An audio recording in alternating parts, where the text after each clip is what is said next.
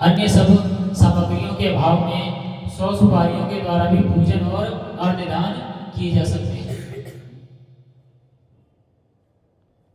अर्घ्य का मंत्र इसमें बताया गया है। अगर कोई करना चाहता है, जानना चाहता है तो बता सकते हैं।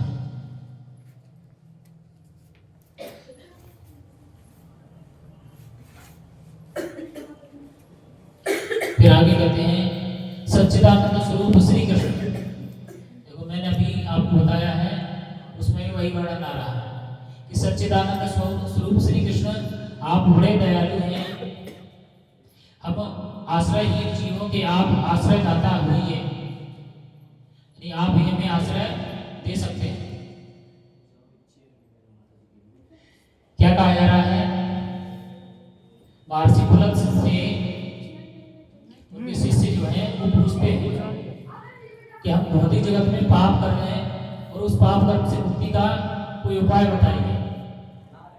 तो महर्षि पुलक बता रहे हैं कि पाप कर्म से मुक्ति का क्या उपाय है। तो भगवान से प्रार्थना करना है। किससे प्रार्थना करना है? भगवान श्री कृष्ण से, क्योंकि भगवान कृष्ण सभी जीवों के आश्रयदाता है। जिसका कोई नहीं, उसका भगवान कृष्ण है। आगे कहते हैं पुरुषोत्तम, हम संसार समुद्र में डूब रहे हैं, आप हम पर प्रसन्न होइए। कमल नयन आपको नमस्कार है, विश्व भावन आपको नमस्कार है। सुब्रह्मण्य महापुरुष सबके पूर्वज आपको नमस्कार है। जगतपते आप लक्ष्मी जी के साथ मेरा दिया हुआ अर्घ्य स्वीकार करें। तत्पश्चात ब्राह्मण की पूजा करें, उसे जल का घड़ा दान करें, अर्थात जल का पात्र ब्राह्मण को दान करना है। साथ ही छाता, जूता और वस्त्र भी दें। दान करते समय ऐसा कहें कि इस दान के द्वारा भगवान श्री कृष्ण मुझ पर प्रसन्न हो। अपनी शक्ति के अनुसार श्रेष्ठ ब्राह्मण को काली गौ दान करें। ये ब्राह्मण के लिए दान बताया गया है। लेकिन ऐसे ही ब्राह्मण को किसी को दान नहीं देना है। वो ब्राह्मण जो है भगवान का परम भक्त होना चाहिए।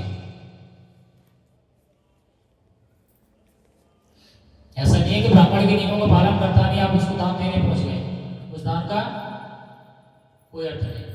ब्राह्मण भगवान का भक्त हो, गायत्री संध्या करता हो, तब उसको दान देना है। अगर कोई ब्राह्मण है और ब्राह्मण का कर्म नहीं कर रहा है तो उसको दान देने का कोई मतलब नहीं रह जाता। ब्राह्मण मतलब ब्राह्मण के गुण भी होना ही चाहिए। आगे कह रहे हैं द्विज श्रेष्ठ विद्वान पुरुष को चाहिए कि वह तिल से भरा हुआ पात्र भी दान करे। उन तिलों के बोने पर उनसे जितनी शाखाएं पैदा हो सकती हैं उतने हजार वर्षों तक वह स्वर्गलोक में प्रतिष्ठित होता है। तिल से स्नान करे, तिल का उबटन लगाए, तिल से होम करे, तिल मिलाया हुआ जल पिए, तिल का दान करे और तिल को भोजन के काम में ले। इस प्रकार 6 कामों में तिल का उपयोग करने से यह एकादशी षट तिला कहलाती है, जो सब पापों का नाश करने वाली है।